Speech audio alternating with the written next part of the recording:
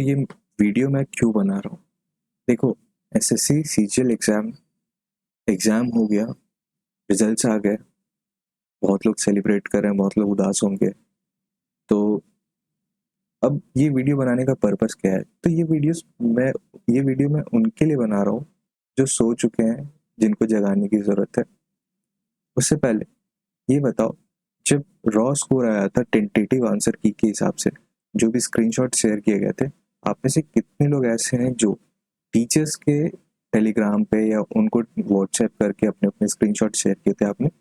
आपको ये फील हो रहा था कि बहुत अच्छे स्कोर है, सर का कंट्रीब्यूशन है, सर ने किया है, और आपने उनको शेयर किया, और आपको आपकी फ़ोटोज़ को वो लोग फॉरवर्ड भी कर रहे थे, काफ़ी बता रहे थे कि ये मार्क्स आए हैं, और अपना गुणगान गा रहे थे वो। तो ऐसे कितने सारे लोग हैं जिनको कोई पोस्ट भी नहीं मिला फाइनली, जिन्हें मिला भी है तो वो बहुत ही अनएक्सपेक्टेड, जैसा जो लोअर लोअर वाले जो बिल्कुल लीस्ट एक्सपेक्टेड पोस्ट थे वो उन्हें मिले। तो ऐसे कितने स्टूडेंट है, आप यहाँ पे कमेंट करके मुझे बताएं। और दूसरी बात ये है कि वो सारे टीचर्स हैं कहाँ आखिर अभी? कुछ टीचर्स जेन्युइनली आए थे हमारे साथ, हमारा साथ देने के लिए, और वो अभी भी शायद लड़ रहे होंगे, मतलब वो अभी भी रास्ता निकाल रहे होंगे। I am not Poynting my fingers at any specific teacher that he did that, she did that, और वट एवर। तो कुछ टीचर्स तो जेन्युइनली हमारे साथ हैं, लेकिन कुछ आते हैं एडवर्टाइजमेंट करने के लिए, या ये मतलब अपना एक ऑरा बनाने के लिए कि हाँ देखो हम तुम्हारे साथ खड़े हैं, बट वो पता नहीं कहाँ फिर चले जाते हैं। इसलिए बहुत सारे ऐसे टीचर्स भी होते हैं जो ये, मतलब कहते हैं ना कि आपदा में अवसर ढूंढना, तो ये आपदा में अवसर ढूंढने आते हैं ऐसे टीचर्स जो हो हल्ला मचा देते हैं, आपके खून को खौला देंगे, और फिर वो, और हो सकता है रेगुलर बेसिस पे नहीं तो कुछ दिन के बाद वो डाल देंगे फिर से वीडियो, ताकि वो उनका लगे कि भाई बने हुए हैं, वो सीन में है, कुछ ना कुछ कर रहे हैं। बट याद रखना, ऐसे टीचर्स सिर्फ बिजनेस करते हैं, ऐसे टीचर्स पे भरोसा कभी मत करना। और आप आपकी लड़ाई है ये, सिर्फ आप लड़ोगे। मैं भी आपका एक हिस्सा हूँ, मैंने भी इस बार का एग्जाम दिया था। I discuss further. तो ये मत कभी सोच लेना कि आपकी लड़ाई कोई और लड़ेगा, ये लड़ाई आपकी है और आपको ही लड़नी है ये लड़ाई। तो ऐसे लड़के जो भी हैं, प्लीज़ कमेंट करना। मैं देखना चाहता हूँ कि जेन्युइनली ऐसे स्टूडेंट्स कितने हैं जिनके साथ, जो आंख बंद करके वन साइडेड रिस्पेक्ट तो करते हैं टीचर्स को सभी, लेकिन उनके ऊपर भरोसा इतना ज़्यादा कर लेते हैं कि सब कुछ उन्हें ही मानने लगता है। तो ये अब बताना मुझे, और ये जान लो हम अभी प्रोटेस्ट क्यों नहीं कर रहे हैं। क्योंकि जितने जो डिजर्विंग लड़के थे ना, जिनके मार्क्स अच्छे आ रहे थे, लेट्स से 315, 320, 330, 340, इवन 343, 347 वाले मार्क्स के भी ऐसे लड़के हैं जिन्हें कुछ भी नहीं मिला। ये रॉ स्कूल में बता रहा हूँ, नॉर्मलाइजेशन के बाद पता नहीं क्या हुआ इनके साथ, बोनस का फंडा जो भी लगाया इन्होंने, तो इन्हें कुछ भी नहीं मिला फाइनली। तो ऐसे बहुत सारे लड़के हैं, मैं उन सब के साथ ये शेयर कर रहा हूँ। अच्छा, आगे बढ़ने से पहले ना मुझे ये बताओ कि फर्स्ट 3 नंबर्स के सम को अगर बताना हो तो आप क्या बताओगे? 3 नंबर, शुरू के 3 नंबर, आपको जवाब देना है इस सवाल का। और ये वीडियो में आगे कुछ भी बोलूँ इससे पहले मैं डिस्क्लेमर दे दूँ, जो जिनका भी सिलेक्शन हो गया है, वेदर वो डिज़र्व करते थे या नहीं डिज़र्व करते थे, क्योंकि वो एसएससी तय कर रही है, एग्ज़ाम नहीं तय कर रहा है वो। एग्ज़ाम का कोई मतलब ही नहीं है, कोई सेंस नहीं बनता इस एग्ज़ाम का जहाँ पे आप इतने सारे मार्क्स बोनस दे दो। तो इन ऐसे स्टूडेंट का सिलेक्शन हो गया है, वेदर डिज़र्विंग और non deserving. I am not against you people, आपकी कोई गलती नहीं है, ये भसड़ मचाया है एसएससी ने, तो और सब उनके ऊपर ही है, तो please don't take it on your heart. दूसरी चीज़, मैं एसएससी के ओपेक सिस्टम के बारे में यहाँ पे बात करने वाला हूँ कि एसएससी जो मर्जी चाहे कर लेती है, वो फाइनल इंटरप्रिटेशन उनका रहता है, वो पता नहीं अपने आप को क्या समझते हैं, उनकी एक लिमिट नहीं फिक्स हुई अभी तक, तो वो भी हम देखेंगे। अच्छा, और जो भी मैं फैक्ट्स यहाँ पे डिस्कस करने वाला हूँ, प्लीज़ वेरीफाई कर लेना अपनी तरफ से उन्हें, क्योंकि as a citizen of India मेरे पास जो फंडामेंटल राइट्स हैं विद इन रीजनेबल रिस्ट्रिक्शन, मैं उनको यूज़ करके आपके साथ कुछ शेयर करना चाह रहा हूँ। प्लीज़ प्लीज़ प्लीज़ वेरीफाई कर लेना एक बार, क्योंकि बहुत सारे लड़के पूरी बात नहीं सुनेंगे हो सकता है, और इस बात को कहीं से कहीं लेके चले जाएंगे। तो प्लीज़ इनको सबको सुनना। यहाँ पे मैंने डॉक्यूमेंट लगा दिया है, इसमें सारे लिंक्स मिल जाएंगे आपको, इन लिंक्स पे जो भी मैं मतलब आगे डिस्कस करूँगा बहुत सारी चीज़ें, तो ये पीडीएफ आपको मेरे टेलीग्राम पे मिल जाएगा। उसका लिंक मैं आपको यहाँ पे डिस्क्रिप्शन पे डाल दूंगा। आप वहाँ से जा करके फाइल को डाउनलोड करना, यहाँ लिंक पे जा करके आप खुद से ऑथेंटिक डॉक्यूमेंट है, गवर्नमेंट साइट से बैक्ड है, प्लीज़ इन पे जा करके खुद से वेरीफाई कर लेना, मेरे कहने पे सिर्फ मत रहना, ठीक है। आगे बढ़ते हैं। तो ये जो एसएससी का एग्ज़ाम इस बार का था, ये शुरू से ही इसमें बहुत सारे इश्यूज आते रहे हैं। तो लेट्स से स्टार्ट करते हैं। तो जब से ये अनाउंसमेंट हुआ तो पहला तो इस बार इन्होंने एक्सपेरिमेंट किया कि डिजिटल फॉर्म फिलिंग कराएंगे, ऑनलाइन फॉर्म फिलिंग कराएंगे। तो लाइव फोटो का ये प्रोविज़न था कि आप लाइव ही फ़ोटो फ़ोन से या डेस्कटॉप से आप लाइव फ़ोटो लोगे और उसके बेसिस पे फॉर्म फिलिंग होगा। तो बहुत सारे लड़कों का फ़ोटो पता नहीं रिजेक्ट हो गया, एडमिट कार्ड ही नहीं आया था। तो फर्स्ट इशू यहाँ पे हुआ था। टियर 1 में क्या हुआ, जब टियर 1 का एग्ज़ाम हो गया, ये सेकंड इशू की बात कर रहा हूँ मैं, एग्ज़ाम हो जाने के बाद इस एग्ज़ाम का जो एक कट ऑफ एज होता है, कुछ पोस्ट के लिए तो 30 प्लस होता है, मेजॉरिटी पोस्ट के लिए 30 से नीचे का होता है एज लिमिट। तो इन्होंने क्या किया ना, 30 प्लस वालों को भी मेरिट लिस्ट में शामिल कर लिया, जिसकी वजह से कट ऑफ में थोड़ा फेरबदल हो गया था। तो उनको इंक्लूड करने की वजह से ना कट ऑफ थोड़ा ज़्यादा स्पाइक कर गया था, जिसकी वजह से अभिनय सर ने इसे एक्सपोज भी किया था और वो कैट भी गए थे। तो जनरली कुछ टीचर्स होते हैं जो हमारा साथ देते हैं, और वो और भी उनके साथ जो भी बैकएंड में बहुत सारे टीचर्स होंगे, हमें इतना पता नहीं चला, शायद मुखर होकर के अभिनय सर थे और बैकग्राउंड में भी बहुत सारे टीचर्स थे। Thanks to everyone, every single teacher who were on our side. और फिर उन्होंने फाइनली रिजल्ट को रिवाइज करवा दिया और 11:34 के अराउंड स्टूडेंट्स वापस से एग्जाम देने गए थे। और ये जो एग्जाम हुआ था ना टियर 1 का, ये 36 शिफ्ट में होता है। ये तो मजबूरी हो जाती है, इतने सारे स्टूडेंट्स होते हैं कि आपको मल्टीपल शिफ्ट में कराना ही पड़ता है। और इसमें कराने के बाद ये भी कंपल्शन हो जाता है कि आपको नॉर्मलाइजेशन को यूज करना ही पड़ेगा। तो ये एक फैक्ट है, यहाँ पे हम नहीं डिनाई करते। और यहाँ पे भी ट्रांसपेरेंसी नहीं है। ट्रांसपेरेंसी क्या नहीं है कि जिस फॉर्मूला का आप यूज कर रहे हो, उस फॉर्मूले में आपको जो डेटा आपने लगाया, वो डेटा आपने सार्वजनिक नहीं किया, आप उसे पब्लिक करो पहले। तो कि नॉर्मलाइजेशन का जो फंडा है वो सिर्फ आप अपने पास रखोगे, अपने दायरे में रखोगे, ये नहीं है, आपको इन्फॉर्मेशन शेयर करना होगा। फर्स्ट इशू ये देखा हमने। सेकेंड इशू यहाँ पे है। अच्छा, आप टियर 2 के एग्जाम पे आते हैं। तो ये बहुत ही वाहियात चीज़ है कि एग्जाम से जस्ट 20 दिन पहले या 15 दिन के पहले आपको ये पता चलता है कि whether you are going for the exam, tier 2 exam और नॉट। तो ये भी बहुत लंबा समय ले लेते हैं रिजल्ट को निकालने में। ये भी एक इशू में बोल सकते हो आप। तो let's discuss the main issue, जो मेन प्रॉब्लम जो इस बार का है, जो डिस्प्यूट अराइज हुआ इस बार, वो टियर 2 एग्जाम से है। टियर 2 का एग्जाम होना था, वो 2 शिफ्ट में कराया गया। पहला शिफ्ट कराया गया 18th को और दूसरा शिफ्ट कराया गया था 20th को। ये बार बार कहा जा रहा था, पहले भी टीचर्स ने बताया था, पिछले साल के भी ऐसे ही सबके आउटपुट थे। सभी टीचर्स का एक स्टैंड था कि भाई आप सभी टीचर्स, सभी स्टूडेंट का ये डिमांड था कि आप एग्जाम टियर 2 का जिसका जो डिसाइडिंग फैक्टर है उसे सिर्फ एक शिफ्ट में कराओ, ताकि वहाँ से ना मतलब ये ना हो कि अनबैलेंस पेपर आ रहा है, दोनों की डिफिकल्टी लेवल अलग हो रही है, फिर नॉर्मलाइजेशन का चक्कर लग रहा है। तो अगर एक शिफ्ट में कराया जाता है तो वहाँ नॉर्मलाइजेशन का फैक्टर आता ही नहीं है। तो that is suppose to be done, वो बेस्ट होता है। लेकिन यहाँ पे एसएससी ने 2 शिफ्ट में कराया, फर्स्ट 18th को और सेकेंड 20th को। देखो यहाँ ऐसा नहीं कि इसमें भी कोई डिस्प्यूट नहीं हुआ था, या ये भी बहुत स्मूथली हुआ था। ये एग्जाम कराने में भी इनका इशू आया था। फर्स्ट इशू क्या हुआ था ना, 18th वाले के साथ टाइपिंग का इशू आ गया था, अनलिमिटेड पैसेज दे दिया गया था, ये भी पता है उन्हें। फिर बाद में इसे इम्प्रूव करके एक और डेट लाए, वो 30 या 31st को इनका दोबारा से रीटाइपिंग कराया गया था। और दूसरा क्या है, इसके बाद मैं बता रहा हूँ, ये कॉमन रहा होगा, 18th वालों के लिए भी हुआ होगा और 20th वालों के लिए भी हुआ क्या। तो ये इनके डिवाइस काम नहीं करते। जैसे कीबोर्ड, टाइपिंग में कीबोर्ड का ही इंपॉर्टेंट रोल होता है। अगर कीबोर्ड सही नहीं है तो फिर आपका टाइपिंग वेस्ट हो जाएगा। आपको बहुत सारे पोस्ट से तो आप वैसे ही बाहर चले जाओगे। जैसा कि हमारे ही, मैंने जिस सेंटर में मेरा हुआ था पेपर, तो वहाँ पे एक बच्चे का तो कीबोर्ड काम ही नहीं कर रहा था। वो कीबोर्ड फाइनली उसने गुस्से में तोड़ भी दिया, पता नहीं क्या हुआ फाइनली उसका। लेकिन ये कीबोर्ड, माउस और भी मतलब जो भी हमारे डिवाइस प्रॉब्लम है, ये भी बहुत कॉमन होता है और ये हर साल होता है। तो इस पे बहुत इंपॉर्टेंट है कि एसएससी का ध्यान जाए। दूसरी चीज़, रफ शीट नहीं दिया गया टाइम पे। देखो ये ना मतलब पता नहीं ये सब इरेगुलरिटीज़ कैसे हो जाती हैं एसएससी से। ये सब बहुत ही इंपॉर्टेंट है, क्योंकि ये कैरियर है एक स्टूडेंट का, या सिर्फ, और कैरियर मतलब ये नहीं कि जॉब सिर्फ उसे लग रही है, उस जॉब के पीछे पूरे फैमिली का होप लगा रहता है, सभी लोग, उसके दोस्त, उसके परिवार, उसके सिबलिंग्स, सबका उस पर ध्यान लगा रहता है। तो दिस इज बहुत इम्पोर्टेंट, ये सब डिस्कस करना है।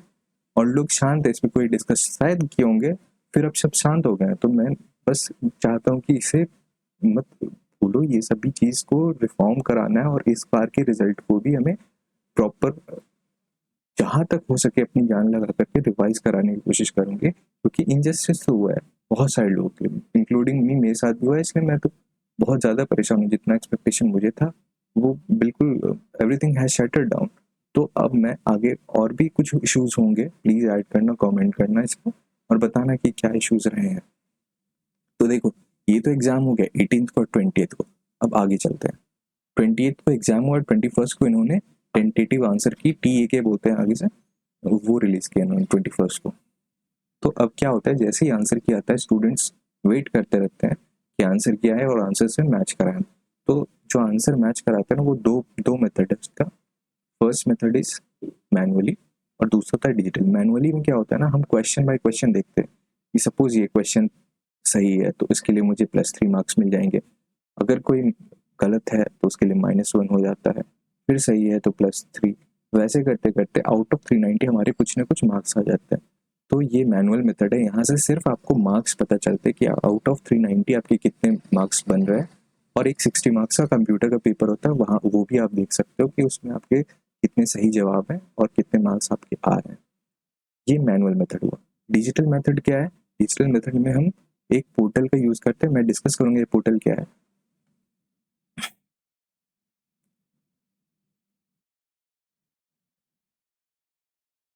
तो ये डिजिटल मेथड है जिसमें आपको आपके मार्क्स तो पता चल ही जाते हैं, जैसे आप मैनुअल में देख रहे थे वैसे इसमें मार्क्स तो आपको पता चल ही जाते हैं, आपके सेक्शनल मार्क्स भी पता चल जाते हैं। अच्छा, सबसे इम्पोर्टेंट क्या होता है ना, यहाँ पर आपको एक रैंक का प्रेडिक्शन मिल जाता है। सपोज लेट्स डिस्कस कि रैंक मित्रा होता क्या है, आपको यहाँ पे थोड़ा डिटेल में बात करते हैं रैंक मित्रा के बारे में। देखो, रैंक मित्रा वही डिजिटल प्रोसेस जिसकी बात कर रहा था ना, ये एक अनऑफिशियल पोर्टल है जो ऑलमोस्ट सेम फॉर्मूला जो एसएससी यूज करती है वही फॉर्मूला यूज करते हैं ये लोग भी। तो यहाँ से ना हमें मार्क्स तो पता चल ही जाते हैं, जैसे हम मैनुअल कैलकुलेट करते हैं तो ये लोग भी मार्क्स आपका बता देते हैं। साथ ही साथ ये एक, मान लो 500 लोगों ने चेक चेक किया है रैंक मित्रा पे, तो आपको 500 में टेंटेटिव आपकी जो रैंक है वो बता देते हैं कि आपका नॉर्मलाइजेशन फॉर्मूला लगा देने के बाद, जो ये 500 स्टूडेंट्स इसके ऊपर नॉर्मलाइजेशन का फॉर्मूला लगाने के बाद आपकी स्टैंडिंग ये है इन 500 स्टूडेंट्स। अब मान लो कि 1 लाख स्टूडेंट इस बार एसएससी टीयर 2 का एग्जाम दिए होंगे, तो एसएससी या 1 लाख स्टूडेंट्स में ही आपकी जो स्टैंडिंग रहेगी वो ये बता देंगे। तो ये मेथड है और ये फॉर्मूला ये यूज करते हैं नॉर्मलाइजेशन करके। बस ये क्या ना, डिस्क्रिपेंसी, जो क्वेश्चन, कौन सा क्वेश्चन गलत है कौन सा क्वेश्चन सही है, शायद ये इसे इंक्लूड नहीं कर पाते, लेकिन वो बहुत ज़्यादा नहीं रहता है। जनरली 1-2 सवाल में डिस्प्यूट होता है अगर, तो वो एक आपको फिर भी एक रफ पिक्चर मिल जाता है कि आपकी रैंक क्या है। आप यहाँ पे अपना पोर्टल में, इस पोर्टल में जाकर के आप अपना URL डाल देते हो आंसर की, और यहाँ पे कैटेगरी और ये सब सेलेक्ट करने के बाद they don't require you password as such. फिर सबमिट करने के बाद यू गेट स्कोर कार्ड, आपको मिल जाता है। और फिर लोग क्या करते हैं, वही स्कोर कार्ड को शेयर करते हैं। तो ये स्कोर कार्ड कुछ ऐसा रहता है, देखो ये मेरा स्कोर कार्ड है, मेरे इतने मार्क्स आ रहे थे रॉ में, 1628 रॉ रैंक है ये। नॉर्मलाइज करने के बाद ये एन के हिसाब से नॉर्मलाइज करने के बाद ये मार्क्स आना चाहिए था। देखो, हार्डली 1 और 2 मार्क्स का इंक्रीमेंट ये एक्सपेक्ट करते हैं, ज़्यादा नहीं हमें देते हैं उम्मीद बहुत ज़्यादा कि आपके इतने मार्क्स बढ़ जाएंगे। तो ये एक रफली मुझे एक रैंक प्रेडिक्ट करके दे दी कि आपकी इतनी रैंक आ सकती है, आप इस हिसाब से अपने फॉर्म को भर सकते हैं, अपने पोस्ट प्रेफरेंस को भर सकते हैं। क्योंकि एसएससी अपनी फाइनल आंसर की अभी तक रिलीज नहीं करी है। एसएससी ने हमें ये नहीं बताया कि आपका फाइनल रैंक क्या आ रहा है। तो आप एक मतलब होता है ना अंधेरे में तीर चलाना, तो वैसा ही सिस्टम है ये। आपको अब फॉर्म, पोस्ट प्रेफरेंस का तो फॉर्म भर ही देना है, आप ये जानो कि क्या मिलेगा आपको नहीं मिलेगा, आप भर दो बस। तो इसलिए ये एक इम्पॉर्टेंट, इसलिए मैं थैंक यू बोलना चाहता हूँ इन्हें कि इनकी वजह से बहुत काम हमारा आसान हो जाता है। कि हम रैंक अपना एक प्रेडिक्टेड रैंक अपना गेस कर लेते हैं या हमें एक आइडिया मिल जाता है और उसके बेसिस पे हम पोस्ट प्रेफरेंस भर सकते हैं। और क्या एक हेल्प इनसे ये भी मिलता है, अच्छा फॉर योर इन्फॉर्मेशन, अगर अगर किसी को ज़रूरत हो तो रैंक मित्रा पे आप यहाँ से कांटेक्ट कर सकते हैं। इनकी डिटेल है, फ़ोन नंबर, ईमेल आईडी सब कुछ यहाँ दिया है, तो आप यहाँ से कांटेक्ट भी कर सकते हैं, इनसे बात भी कर सकते हैं।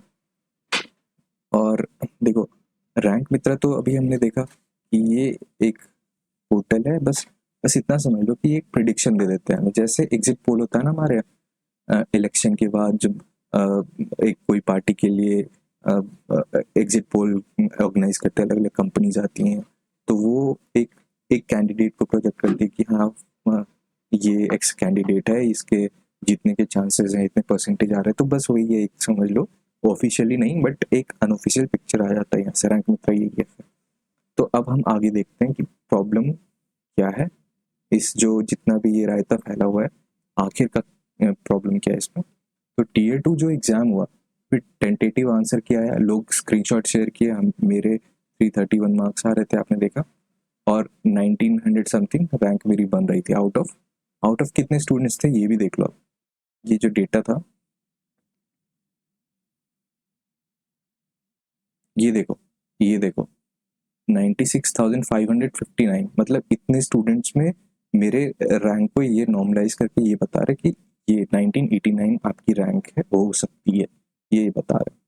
तो अब 1989 बहुत अच्छी रैंक है, आई वोंट से कि बेस्ट है, बट हाँ कुछ ना कुछ मिल जाता है इससे, ये एक्सपेक्टेशन थी। तो जब इन्होंने आंसर की रिलीज किया और लोग शेयर करने लगे, कोई अपने इस टीचर को भेज रहा है, कोई अपने उस टीचर को भेज रहा है, सबके साथ शेयर कर रहा है, तो अब अब ये तो है कि भाई वो टीचर भी अपने आप को बताएगा कि सबको बताएगा कि देखो मेरे पढ़ाए हुए स्टूडेंट ने इतने अच्छे मार्क्स लेके आए सभी ने, तो वो भी शेयर करते हैं फिर। लेकिन क्या हुआ, पोस्ट प्रेफरेंस भर दिया हमने रैंक मित्रा के डेटा के बेसिस पे। फिर फाइनल रिजल्ट आया, शायद 12 मार्च को आया था, रात के 12 बजे उन्होंने रिलीज किया था। और फिर फाइनल रिजल्ट के बाद जब लोगों ने अपना रिजल्ट देखा, तो वो लिस्ट में मैंने अपना नाम टाइप करके सर्च किया, मुझे दिखा ही नहीं। मैंने सोचा हो सकता है कुछ गलती हुई होगी, मैं से फिर से सर्च किया, मैंने करीबन 5-6 बार ही सर्च किया, अलग अलग पीडीएफ में भी, शायद ये पीडीएफ नहीं, वो पीडीएफ, वो पीडीएफ नहीं, इस पीडीएफ में, तो बहुत सर्च करने के बाद मेरा नाम नहीं था पूरी लिस्ट में। तो मैंने सोचा पता नहीं क्या हुआ है। फिर सुबह तक देख रहा हूँ अलग अलग लड़कों के वीडियोज आ रहे हैं, कोई तो इतना एक्साइटेड हो गया है कि मतलब आप बिलीव नहीं करोगे, कुछ लड़के ऐसे भी थे जिन्हें बिलीव ही नहीं हो रहा था, और वो बोल भी रहे हैं मुझे यकीन नहीं हो रहा ये मेरे मार्क्स है, मैंने 10 बार, मेरी ही रैंक है ना ये, मेरी ही रैंक है ना ये, वो 10 बार चेक कर रहे हैं। मतलब ये कॉन्ट्रास्ट देखो कितना आयरॉनिक है ये, कोई 10 बार ये सर्च कर रहा है कि उसके मार्क्स है ही नहीं, उसका नाम है ही नहीं लिस्ट में, कोई ये सर्च कर रहा है कि 10 बार कि उसी का नाम है, ये बिलीव ही नहीं कर पा रहा है, क्योंकि उसने एक्सपेक्ट किया नहीं था इतना आएगा उसको। और जो लड़के जो जिनके मॉक में अच्छे नंबर आया करते तो उनका नाम ही नहीं है लिस्ट में, तो that was quite shocking for me as well as many others, जिनके अच्छे मार्क्स आते थे, मॉक्स में भी आते थे, और रियल में भी रॉ मार्क्स अच्छे आए थे, लेकिन ये बोनस का गेम सब खराब कर दिए सर। तो मैं ये बता रहा था कि जब फाइनल रिजल्ट आया तो कट ऑफ बहुत ज़्यादा गई थी, जिनके अच्छे मार्क्स आए थे उनको कोई पोस्ट ही नहीं आया, कोई पोस्ट नहीं मिला था, और क्यों नहीं मिला था वो भी मैं बता रहा हूँ। और जिनके लो मार्क्स आए थे उन्हें बहुत अच्छी अच्छी पोस्ट मिल गए थे, बहुत होगा। प्रॉब्लम क्या है ना, जिनके अच्छे मार्क्स आते हैं वो सोचते हैं कि भाई मेरे मार्क्स तो अच्छे आ रहे हैं, तो वो नीचे वाले पोस्ट लेवल 4 लेवल 5 वो लोग नहीं भरते हैं, मैंने भी नहीं भरा था, तो वो लोग नहीं भरते हैं। और जिनके बहुत सारे लड़के जिनके एवरेज मार्क्स आते हैं या कम मार्क्स आते हैं वो ऊपर वाली पोस्ट नहीं भरते, लाइक 6-7 लेवल, ये सब नहीं भरते वो लोग। तो ये यहाँ पे इशू हो जाता है, लेकिन सारे नहीं, कुछ लड़के ऐसे भी होते हैं जिनके मार्क्स तो कम आते हैं लेकिन वो अच्छे पोस्ट को भरते हैं, मतलब डिक्रीजिंग ऑर्डर में सारे को प्रेफरेंस को डालते हैं, ताकि पता नहीं कहाँ क्या काम कर जाए। तो ये भी होता है। तो हम आगे बात करते हैं कि बहुत लोगों को अच्छे पे स्केल वाले जॉब मिल गए, तो again no hatred to anyone, कि कोई गलती नहीं है। अब पता नहीं ये क्या होने वाला है, क्योंकि शायद जुडिशरी में गया है ये मैटर, तो अब जुडिशियल कोर्स अपना जो भी होगा उनका। सो अच्छा, ये बताना चाह रहा था मैं कि इस बार करीब 18,174 वैकेंसी आई थी।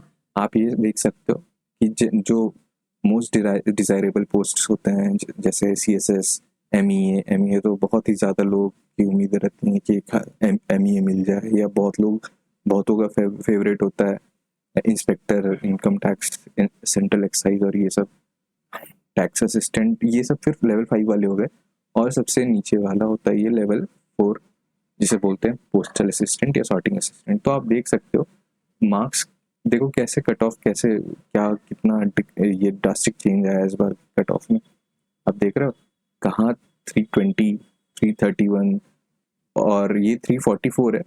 तो वैकेंसी ये सबसे ज़्यादा डिजायरेबल पोस्ट है, तो इसकी अगर कट ऑफ ज़्यादा जाती भी तो समझ में आता है, लेकिन इतनी भी ज़्यादा चली जाएगी, ऊपर से वैकेंसी देखो इंक्रीज ही हुई है, तो ये हाई कट ऑफ, इतनी हाई कट ऑफ 348, ये इंस्पेक्टर की बात कर रहे हैं, जबकि सोच लो MEA जो एक्सटर्नल अफेयर्स है वो 344 गया था 2022 में।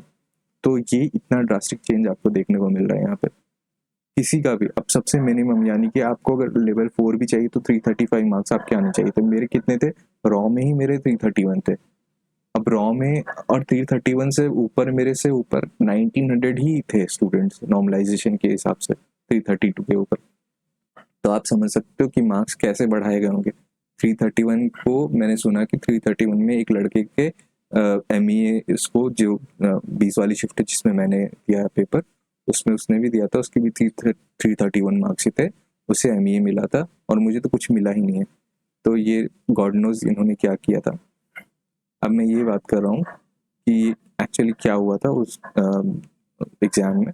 तो जो 18th वाले फाइनल आंसर की जो इन्होंने रिलीज किया आफ्टर ट्विटर कैंपेन हम लोगों ने किया 17 मार्च को, तो इन्होंने फाइनली आंसर की रिलीज किया। उसमें हुआ क्या था, 18 जनवरी वालों के 9 क्वेश्चन ऐसे थे जिनको कैंसिल करके बोनस कर दिया था सभी को। मतलब इररेस्पेक्टिव आपने गलत किया है या सही किया है या फिर आपने अटेम्प्ट ही नहीं किया है, आपको 9 क्वेश्चन में उतने ही मार्क्स दिए जाएंगे, फुल मार्क्स, मतलब 3 मार्क्स फुल आपको अवार्ड कर दिए जाएंगे हर एक क्वेश्चन के लिए।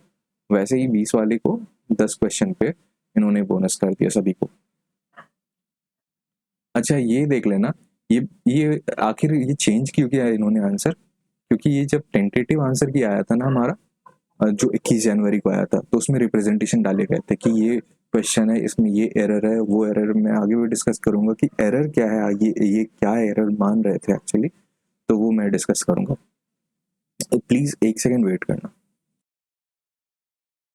तो उस टेंटेटिव आंसर के बेसिस पे बहुत सारे स्टूडेंट्स ने रिप्रेजेंटेशन डाले और अलग अलग रिप्रेजेंटेशन के हिसाब से SSC ने उन्हें कंसिडर किया और बहुत सारे क्वेश्चन को उन्होंने एक्सेप्ट कर लिया कि हाँ ये गलती हमारी है।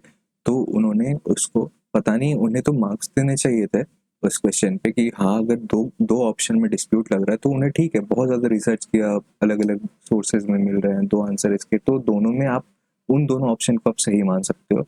लेकिन इन्होंने क्या किया, सारे ऑप्शन को सही मान लिया, या एक तरह से समझो क्वेश्चन ही कैंसिल हो गया, उस क्वेश्चन में इन्होंने बोनस सबको दे दिया। तो इससे क्या होता है ना, अगर आप मान लो मेरे 331 गए, मान किसी के 300 ही गए थे, तो मैंने वो सारे आंसर हमने पढ़े थे उसे, मतलब एक टॉपिक को तैयार करने में, एक चैप्टर को तैयार 1 घंटा 1.5 घंटा जो भी मिनिमम लगता है, मैंने सारे पढ़ के आंसर मैंने सही मारे सबके। अब फायदा तो मुझे मिलना चाहिए था, लेकिन इस फायदे को ना मेरे से, इसे भी फायदा मिल गया मेरे से ज़्यादा। क्यों? क्योंकि इसने पहले गलत किया था तो वो -1 उसे पॉजिटिव में कन्वर्ट कर लिया उसने, प्लस +3 भी करा लिया हर एक क्वेश्चन के लिए, तो इसके मेरे से ज़्यादा मार्क्स बन जाएंगे। अगर 10 क्वेश्चन में से 4-4 हर में अवार्ड किया गया तो 340 हो जाएंगे और मेरे उतने ही रह जाएंगे। That is the problem here. तो बहुत ही ज़्यादा फ्री के मार्क्स दे दिए सबको, तो इस वजह से डिफरेंस आ गया कि मैं अपनी जगह पे रह गया, या फिर नॉर्मलाइजेशन करने के बाद मेरा नंबर और नीचे चला गया, और उन्हें बोनस देने के बाद उनका नंबर मेरे से ज़्यादा हो गया, और नॉर्मलाइजेशन जो बिल्कुल ओपेक सिस्टम है इनका, वो कर देने के बाद तो और भी ज़्यादा हाइक कर गया। तो आप समझ रहे हो, उन्हें पोस्ट मिल गई और मुझे कुछ भी नहीं मिला, मैं खाली बैठा रह गया था। तो ये होता है बोनस का गेम, और ये फर्स्ट टाइम इन्होंने किया था, हर बार ऐसा नहीं करते। पता नहीं शायद कुछ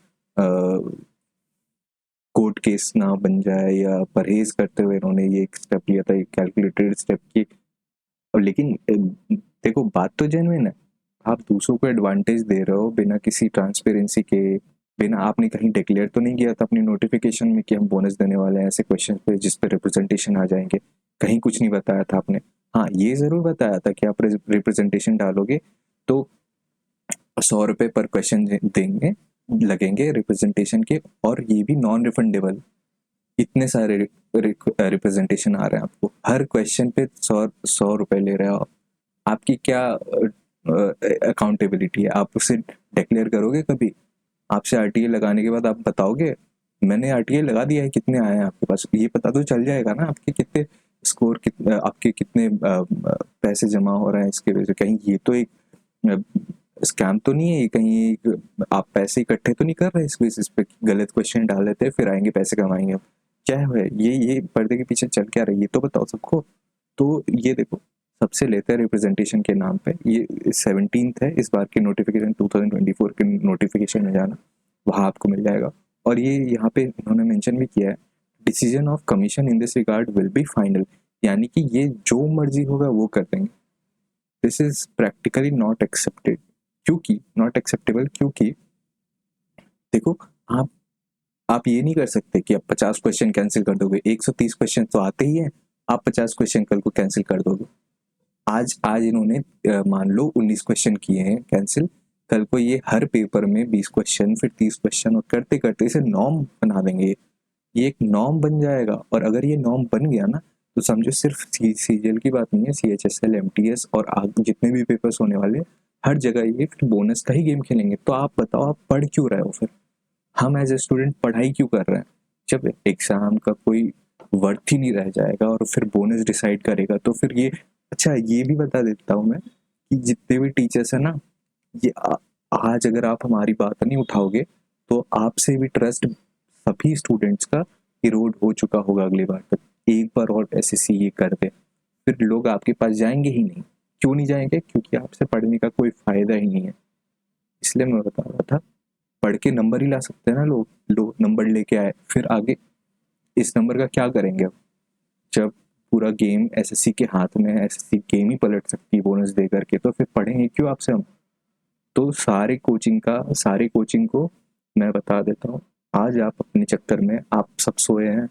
बहुत सारे टीचर्स, ज़्यादातर टीचर जिनको कोई मतलब नहीं है, सिर्फ कोर्स बेचने और बिजनेस करने आ रहे हैं, सबका कच्चा चिट्ठा खुल जाएगा।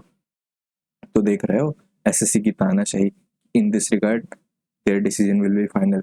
तो मैं बता देता हूँ जुडिशरी से ऊपर नहीं हुआ, इंडिया में जुडिशरी अभी भी है और सबका ट्रस्ट उन्हीं पे है। आप ये नहीं कर सकते कि आपका डिसीजन कुछ भी हो, डिक्टेटरशिप नहीं है यहाँ पे आपकी। ठीक है, अब मैं आपसे शेयर करूंगा कुछ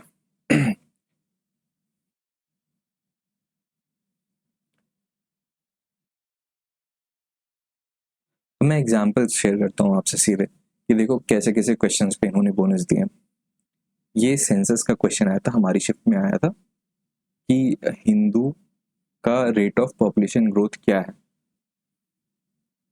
आप देख लो, ये 16.8 मैंने मार्क किया, मुझे इसके मार्क्स टीयर मतलब टेंटेटिव आंसर के हिसाब से दे दिए गए थे कि आपने, और मुझे ये पता था, मैंने टिक किया, मैंने पढ़ा था इसे। किसी ने नहीं किया ऐसे टिक तो उसे 0 मिले, और किसी ने कुछ और टिक मार दिया होगा तो उसे नेगेटिव मिल गए होंगे।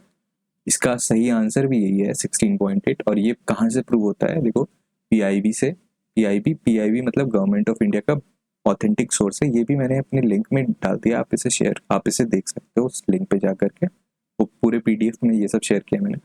तो ये 16.8 आपको यहाँ मिल जाएगा। लेकिन क्या हुआ, क्या फ़ायदा हुआ इसमें? मुझे पढ़ के क्या फ़ायदा हुआ इसे? हाँ, इसमें तो मुझे नेगेटिव, या फिर नेगेटिव नहीं तो फिर एडवांटेज तो सभी को मिला है।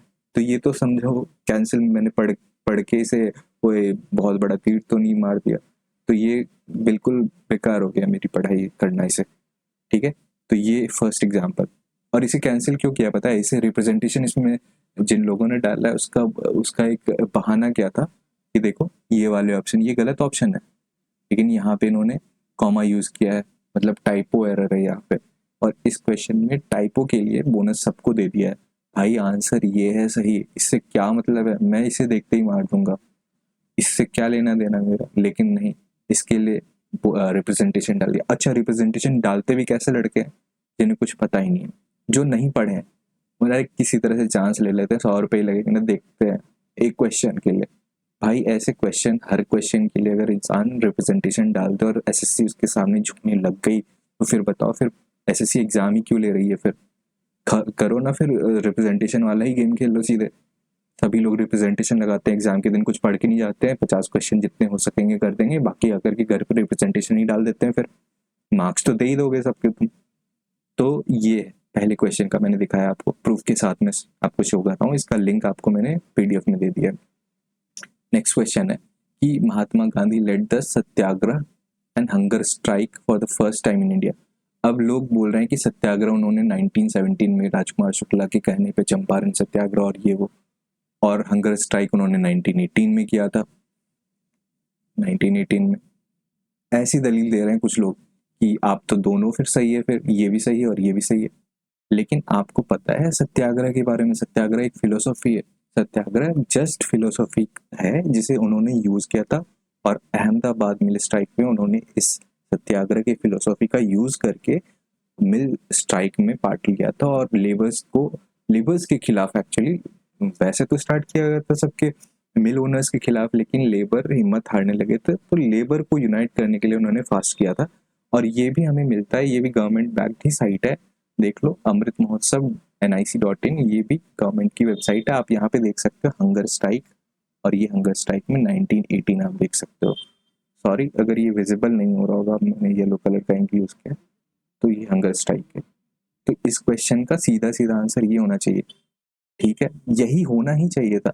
आपने इसमें भी बोनस सबको दे दिया, फुल मार्क्स इज बीइंग, और बहुत सारे लोग तो इंग्लिश के टीचर भी ये बोल रहे थे कि ये इज नहीं होना चाहिए था, आर होना चाहिए। बताओ, एसएससी से लोग एक्सपेक्ट करते हैं कि जो कमीशन एग्जाम ले रही है इंग्लिश के लिए, टाइपिंग वगैरह में इतनी स्ट्रिक्ट है, इंग्लिश का भी एग्जाम लेते हैं ये लोग, ग्रामेटिकल एरर खुद ही कर रहे हैं और लोग का एग्जाम ले रहे, पता नहीं कैसी कमीशन है ये। तो ये भी देखा आपने कि इस क्वेश्चन में कोई तुक नहीं था, क्यों दिया बोनस, क्यों मेरी पढ़ाई को मैंने पढ़ के ये मार्क किया, किसी ने मार्क ही नहीं किया होगा, या किसी ने 19 मार्क कर दिया होगा, उससे भी मेरे जितने मार्क्स मिल गए, तो ये इनजस्टिस नहीं है तो और क्या है बताओ। अब नेक्स्ट क्वेश्चन देखते हैं। Kushan emperor Kanishka who rule last in the late first to early mid second century was the, मतलब ये पूछ रहा है ना कौन से नंबर का ये कुषाण रूलर था। ऑप्शन देखो, second, fifth, fourth and third. इसमें बहुत सारे लोगों ने बताया कि फोर्थ भी होना चाहिए था, थर्ड भी होना चाहिए था। एनसीईआरटी बिलीव करते हो ना एनसीईआरटी में, तो देखो एनसीईआरटी का ये आर.एस. शर्मा की एनसीईआरटी एंशिएंट हिस्ट्री की है, क्लास 11th की बुक है, उसके पेज नंबर 106 पे आना, ये वाले पैराग्राफ, हाईलाइटेड पैराग्राफ को पॉज करके पढ़ लो। The first dynasty was founded by a house of chiefs who were called Cadphises and who ruled 28 years from about AD 50. It had 2 kings. तो यहाँ 2 किंग तो हो गए मेरे, 2 किंग तो हो गया ना मेरे यहाँ पे, अप टू 50 AD, 28 साल लगा इन्हें, और मतलब 28 साल से फ्रॉम अबाउट, यानी कि 50 के बाद से 28 साल तक 2 किंग थे। और फिर इन्होंने मेंशन किया the most famous Kushan ruler was Kanishka, और ये भी बताया इन्होंने first he started an era in 78। अब ये बताओ 50 से ये रूल स्टार्ट कर रहे हैं अपने, और 2 किंग मिलकर के 28 साल रूल किया उन्होंने, और उसके बाद आ गया 78 एडी। 78 एडी से कौन स्टार्ट कर रहा है रूल? तो ये बता रहे हैं ना यहाँ पे कि कुषाण का रूलर थर्ड रूलर ही है ये, यही तो कह रहे हैं ना यहाँ पे। 78 एडी क्यों मेंशन किया इन्होंने एनसीईआरटी में? हाँ आप बताओ, इतना क्लियर बता दिया, लोग हम तो पढ़ रहे हैं और एसएससी ने भी पास्ट ईयर में इसे एक्सेप्ट किया हुआ है, तो फिर ये इस क्वेश्चन में बोनस का क्या मतलब है? फिर क्यों दिया बोनस? अगर आप हर एक जो भी गूगल से आंसर आपको शो कर दे और आप उसको एक्सेप्ट कर दे, तो गूगल तो हर दिन चेंज होता है ना, विकीपीडिया तो एडिट भी हो जाता है। आप विकीपीडिया या फिर प्राइवेट वेबसाइट को कैसे एक सोर्स मान सकते हो? आप रिस्पॉन्सिबल बॉडी हो, आप गवर्नमेंट से ऑटोनोमस बॉडी हो, आप अगर इतनी छोटी छोटी बातों पे रिप्रेजेंटेशन एक्सेप्ट करने लगो तो क्या क्रेडिबिलिटी बचेगी आपकी?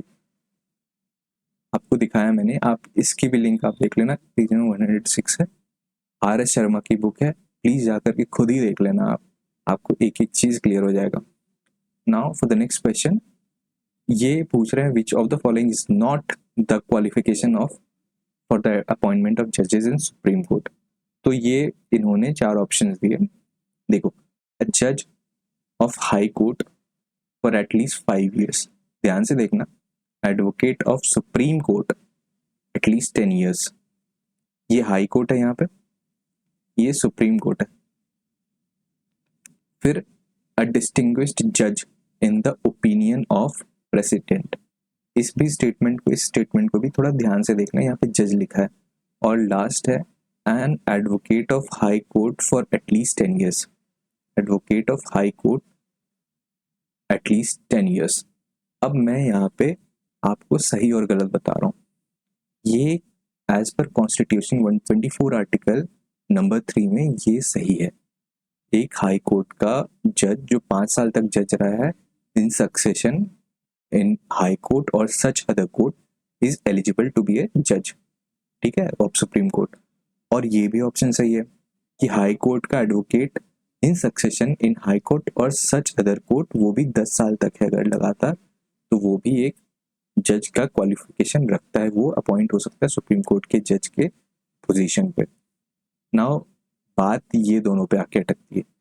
आप ये बताओ जज, मैं सीधे आपको कॉन्स्टिट्यूशन के वो आर्टिकल दिखाता हूँ, 124 है ये आर्टिकल, और इसका भी लिंक मैंने दिया है 124, और ये 3rd आर्टिकल है 124 का, पेज नंबर 58 है। आप कॉन्स्टिट्यूशन ऑफ इंडिया जो लिंक है वहां पे जाकर के इसे देख सकते हो।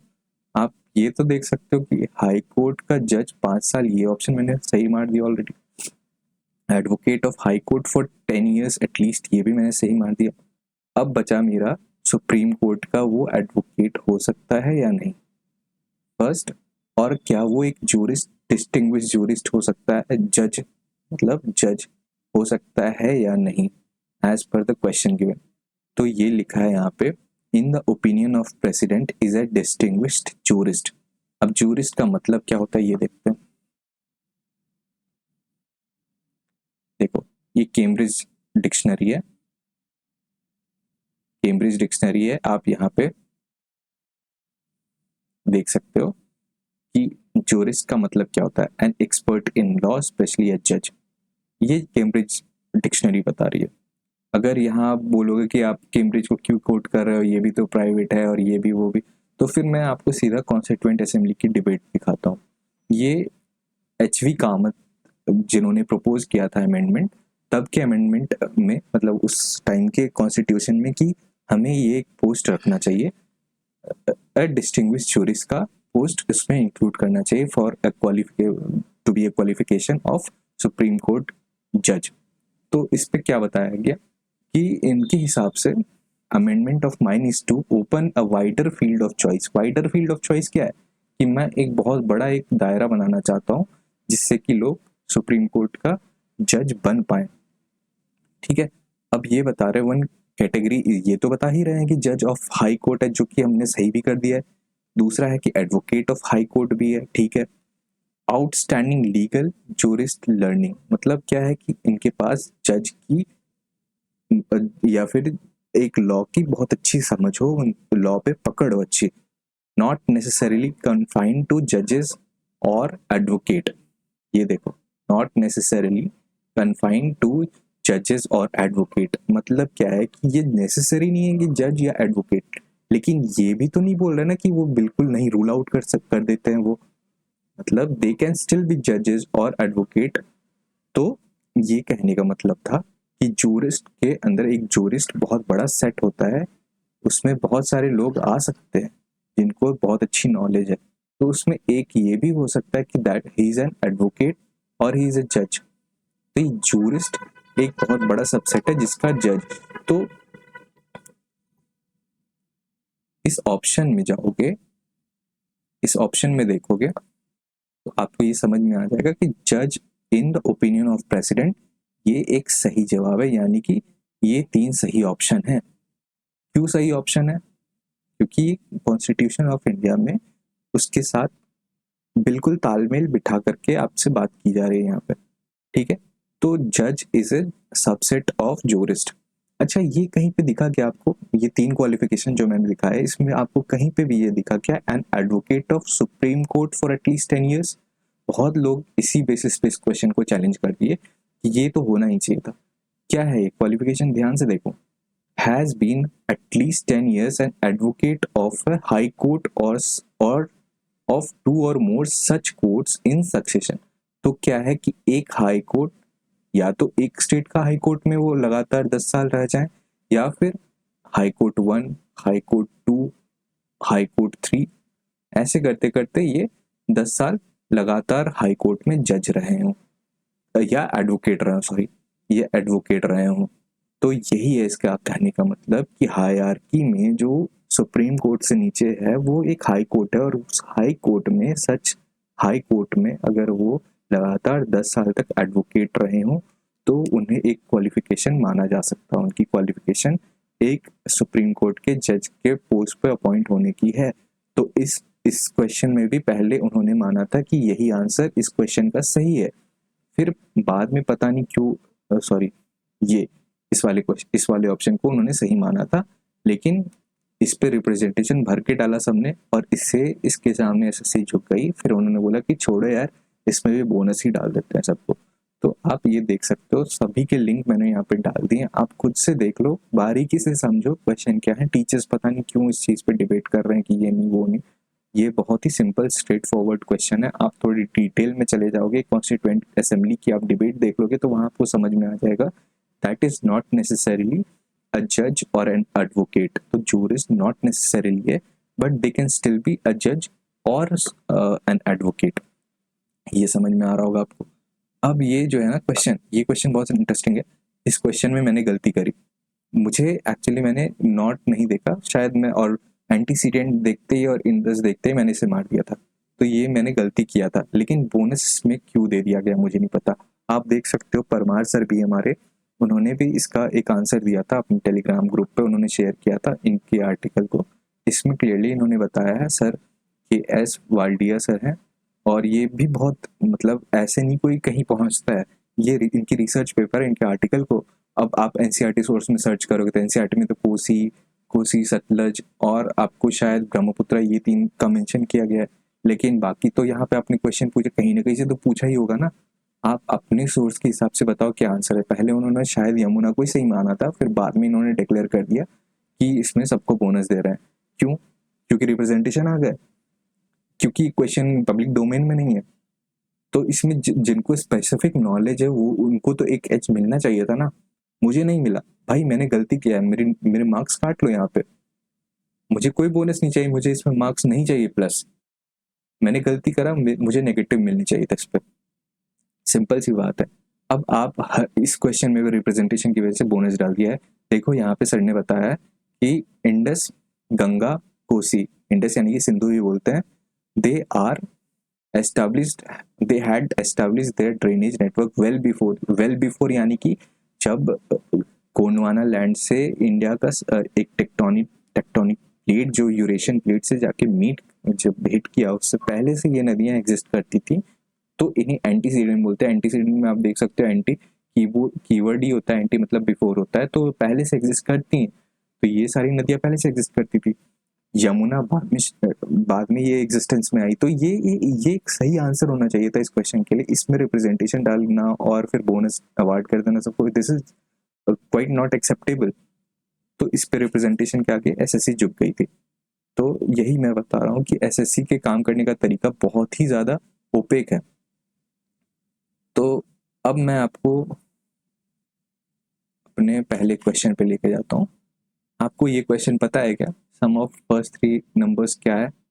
कितने कितने लोगों ने बताया कि इसका आंसर 6 होगा? कितने लोगों ने सोचा कि इसका आंसर 6 है? प्लीज बताना, या फिर एटलीस्ट समझना मैंने ये क्वेश्चन क्यों पूछा था। बहुत सारे को तो पता चल ही चुका होगा पहले, तो ये मैंने क्यों पूछा था बताओ। अच्छा, कभी ये मन में आया इस क्वेश्चन को पूछने के बाद अभी तक कि भाई 0 + 1 + 2 यानी कि 3 भी तो हो सकता है इसका आंसर?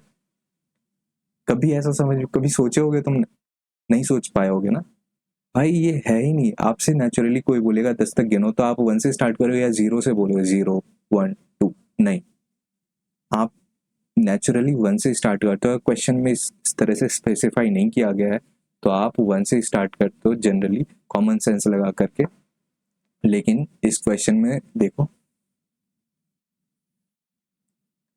इस वाले क्वेश्चन में average of first 92 even number, इसमें क्या रिप्रेजेंटेशन डाल रहा है पता है?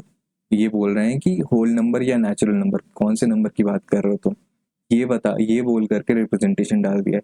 अगर आपको इस क्वेश्चन में होल नंबर या नेचुरल नंबर नहीं स्पेसिफाई किया गया है तो आप अपने कॉमन सेंस का तो यूज कर सकते हो ना। यही तो बात है एग्जाम की। आप उस प्रेशर सिचुएशन में, इतनी इंटेंस सिचुएशन में आप उस क्वेश्चन को कैसे भी हो सॉल्व तो करोगे, छोड़ तो नहीं दोगे। आपको 4 ऑप्शन दिए गए तो आप चारों में से, ट्रस्ट तो है ना भाई एसएससी पे, 4 ऑप्शन दिए हैं उसमें से किसी एक पे टिक करना ही है हमें। तो आपको जो भी सबसे ज्यादा मोस्ट एक्यूरेट लग रहा है उसमें आप इसमें ये करते, फर्स्ट 2 इवन नंबर्स करके सोचते। पहले अगर 2 इवन नंबर्स दिया होता तो मैं क्या करता, 2 + 4 करता यहाँ पे। अगर 4 दिए होते तो 2 + 4 + 6 + 8 ऐसे सोचता मैं। तो चलो 92 दिए तो 92 के हिसाब से क्या हो रहा है वो सोचूंगे, वो सोचेंगे हम, वो उसके हिसाब से आंसर देंगे। बट इसमें भी रिप्रेजेंटेशन डाल दिया, क्या बोला कि नेचुरल नंबर है या फिर होल नंबर है, ये बताओ। इस पे रिप्रेजेंटेशन डाला और एसएससी ने मान लिया कि चलो ठीक है सबको दे देते हैं, छोड़ो इस क्वेश्चन को, बात मत करना अगली बार इसके बारे में। तो ये इनका इनका मतलब लॉजिक समझ नहीं आया मुझे। फ्री के मार्क्स दिए, एसएससी पूरी की पूरी धांधली कर रही है अभी। ये मतलब समझ ही नहीं आता कि कौन लोग बैठे हैं वहाँ पे। दोनों शिफ्ट में ऐसे क्वेश्चन आए थे, पहले वाले में, पहले शिफ्ट में आया था कि फर्स्ट 91 ऑड नंबर्स और हमारे में आया था फर्स्ट 92 इवन नंबर्स। बताओ ऐसे क्वेश्चन, और लड़के भी ऐसे क्वेश्चन के लिए कौन लड़के रिप्रेजेंटेशन डाल रहे हैं? जो बाय हुक और क्रूक मानना चाहते हैं या किसी तरह से चेंज करवा देना चाहते हैं स्कोर को, वही लोग जो मतलब जुगाड़ से नहीं पास में जाना चाहते। कुछ लड़के होते हैं ना, देखना एक मार्क्स से फेल कर रहे होंगे स्कूल में तो फिर सर इस पे भी दे देते, एक नंबर इस पे भी दे देते, पास कर जाते बस। ऐसे ऐसे लड़के इस पे रिप्रेजेंटेशन डाले होंगे। तो बताओ, ऐसे खुराफात लड़के हैं हमारे यहाँ पे, इन्होंने डाला है। भाई कॉमन सेंस से कर लेते इस क्वेश्चन को, क्या जरूरत थी रिप्रेजेंटेशन डालने की? और एसएससी, सबसे हद तो एसएससी की है। मतलब एसएससी हर बार कुछ ना कुछ नया खेल खेल जाती है। इस बार उसने बोनस का गेम खेला है सबों के साथ। अगली बार भी तैयार रहना सब लोग। अगर आज नहीं यूनाइट होकर के, खड़े होकर के नहीं बोल पाए ना, तो याद रखना अगली बार तुम भी दोगे। अगली बार एग्जाम तुम्हारे रिश्ते वाले भी देंगे, भाई बहन भी देंगे, जो भी छोटे भाई बहन होंगे, दोस्त कोई भी देगा। यही टैक्टिक्स यूज करेगी, तब रिग्रेट करना तुम। ये देखो, ये रीजनिंग का मैं ये सब आपके ऊपर छोड़ता हूँ, आप देखना इसके सही आंसर क्या होंगे। ये ये भी आप ही देख लेना। ये मदर टेरेसा का कोटेशन है। यहाँ पे सबने बोला कि यही आंसर होगा, सारे टीचर्स बोल रहे हैं। इंग्लिश सब थोड़ा सब्जेक्टिव हो सकता है, आप देख लो क्या हो सकता है। ये 4 ही ऑप्शन आपके पास, इसमें से आपको सबसे बेस्ट जो लगेगा आप वही डालोगे यहाँ पे। आप और क्या डाल सकते थे इसमें? तो ये वाले बैंक में देखना इसमें क्या आएगा, आपके हिसाब से क्या आएगा, आप कमेंट करना। अब बताओ, ये सिटीजन चार्टर एसएससी के वेबसाइट पे आपको मिल जाएगा, इसका भी लिंक मैंने दिया है। पहली बात तो एसएससी, ये सिटीजन चार्टर जो है ये कोर्ट्स में परमिसिबल नहीं है, एनफोर्सेबल नहीं है। तो इसे कोई कोर्ट में लेके जाना ये तो पॉसिबल ही नहीं है। बस ये मैं बताना चाह रहा था, इनका विजन मिशन देखो क्या है। To ensure total objectivity, objectivity मतलब जो सही है सबके लिए सही होना चाहिए। Impartiality in recruitment of personnel for this. Impartiality, is it impartiality? मतलब ये तो मत बोलो कि जिन्होंने सॉल्व नहीं किया उस क्वेश्चन को उसको आपने मार्क्स दे दिया और this is not an impartiality. कमाल करते हो आप। अब ये देखो, एक्सपेक्टेशन क्या है इनकी कि सिलेक्शन ऑफ राइट कैंडिडेट्स। अच्छा, सिलेक्शन ऑफ राइट कैंडिडेट, मैंने मार्क्स अच्छे लाए, मुझे सिलेक्ट नहीं किया, 260 वालों को कर रहे हो, 280 वालों को कर रहे हो, this is the right candidate being selected. Fair conduct of exam, क्या फेयर किया, क्या फेयर किया बताओ ना। मतलब जो टाइपिंग, जिन्होंने री एग्जाम टाइपिंग का, रीटाइपिंग का लिया था, उन्होंने ज्यादातर स्टूडेंट उस पर गए ही नहीं उस एग्जाम में। Is this fair conduct of exam? जिनके मार्क्स अच्छे नहीं आ रहे थे उन्होंने राइट अवे वो डिसाइड कर लिया उन्होंने कि मैं जाऊंगा ही नहीं एग्जाम देने के लिए, टाइपिंग देने के लिए। क्यों जाऊँ भाई, मार्क्स तो बन ही नहीं रहे रॉ में मेरे अच्छे, तो फिर रीटाइपिंग देने से क्या फ़ायदा होगा? तो this is not a fair conduct of examination. अब क्या हमारे पास आगे का रास्ता क्या बचता है, क्या सोल्यूशन क्या है? तो देखो, दो तरह की बातें बोलूँगा मैं। पहली बात तो ये है कि अभी तुरंत हमें क्या चाहिए, और ये अगले बार के लिए कुछ डिमांड्स जो कि बहुत ही ज़्यादा ज़रूरी। अगर अगली बार ये नहीं आया चेंज, तो एसएससी बस एक बॉडी बन के रह जाएगी जो कुछ डिक्टेटरशिप एटीट्यूड रहेगा, आइवरी टावर अप्रोच रहेगा, आप जा ही नहीं सकते उनके पास, वो सुनेंगे नहीं आपकी बात। तो जो अभी अभी अर्जेंट डिमांड है हमारे को इस बार चाहिए जो, वो ये है कि ज्वाइनिंग प्रोसेस को अभी रोक दिया जाए, हॉल्ट कर दिया जाए।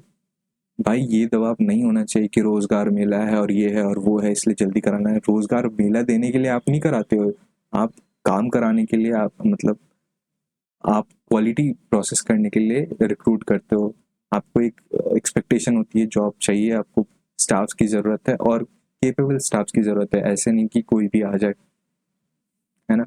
तो इसे स्टे कराने के लिए सबसे इम्पोर्टेंट है कि किसी तरह से ये स्टे हो और स्क्रूटनी की जाए इस पूरे प्रोसेस की। जो भी इन्होंने बोनस का खेल खेला है, ये सही या गलत है, और इससे एक कमेटी को, एक भी कोई भी एक्सपर्ट कमेटी बने, उस कमेटी को ये जिम्मेदारी मिले कि आप सारे क्वेश्चन को देखो, बोनस दिया गया है, इज इज जस्टिफाइड, ये यही होना चाहिए था कि और भी कोई रास्ता था?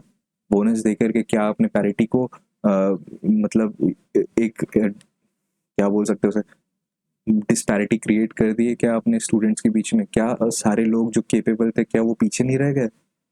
जो डिजर्विंग थे वो सब वो डिसएडवांटेज में तो नहीं चले गए? तो ये देखने के लिए इस कमेटी को बना करके और इनके रिकमेंडेशन के हिसाब से जो भी इनका फाइनल होगा वो रिजल्ट में रिवाइज करके इन्हें पब्लिश करना चाहिए, और सारे पोस्ट में वापस से इनको पोस्ट प्रेफरेंस अगर कराना चाहें तो वापस पोस्ट प्रेफरेंस फिल कराएं, और फाइनल पोस्ट या जो भी अलॉटमेंट है वो रिलीज करें टाइमली। तो ये बहुत इंपॉर्टेंट है कि अभी के अभी ये सब इन्हें इसे कंडक्ट किया जाए।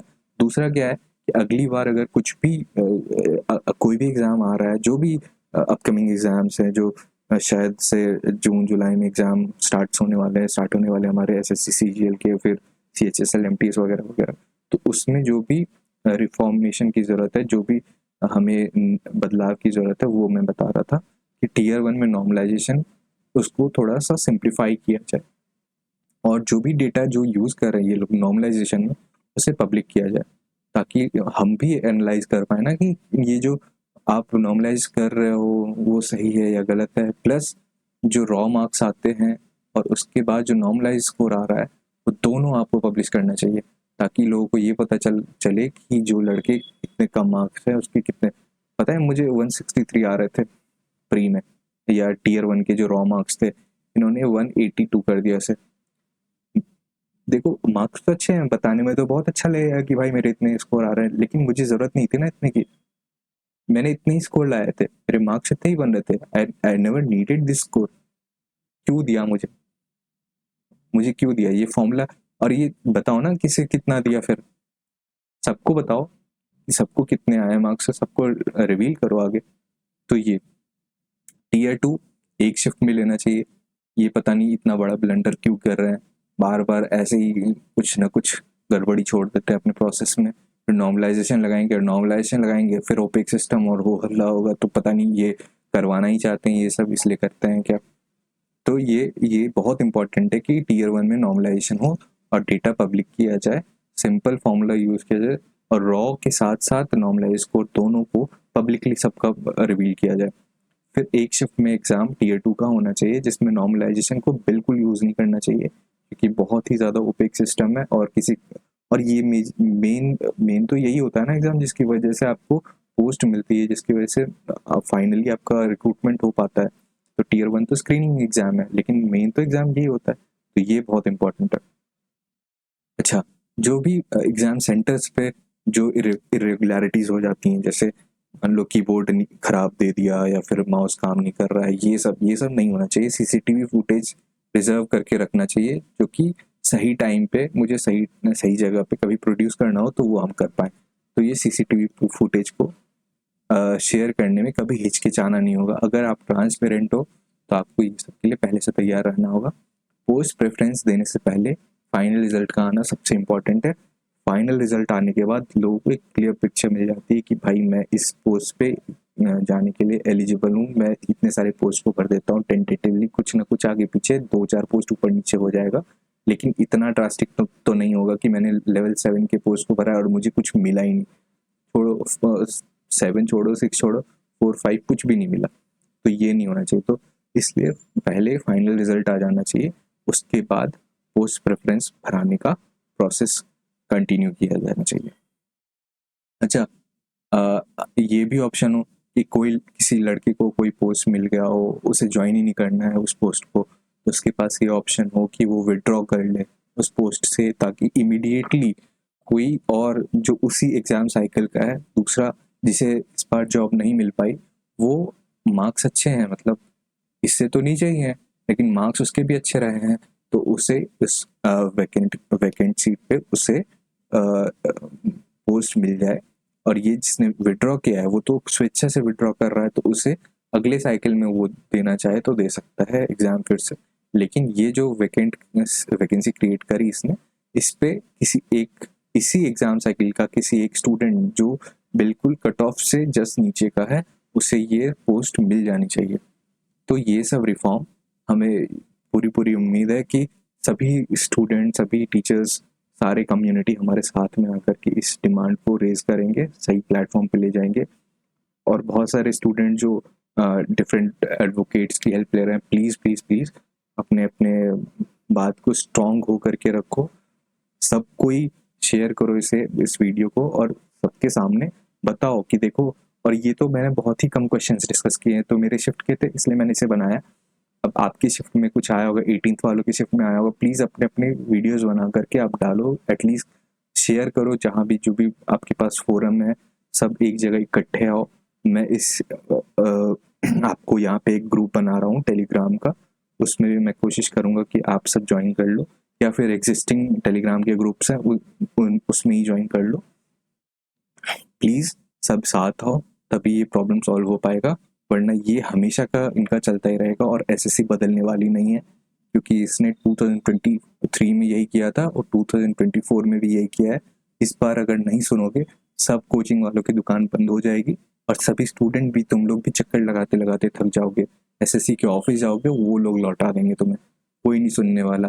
ट्विटर का ट्रेंड चलाओगे, जुडिशरी के पास जाओगे, वैसे ही 1 साल 2 साल टाइम लग जाएगा तुम्हें केस चलते चलते। तो प्लीज़ साथ आओ और रेज करो इस टॉपिक को। Thank you.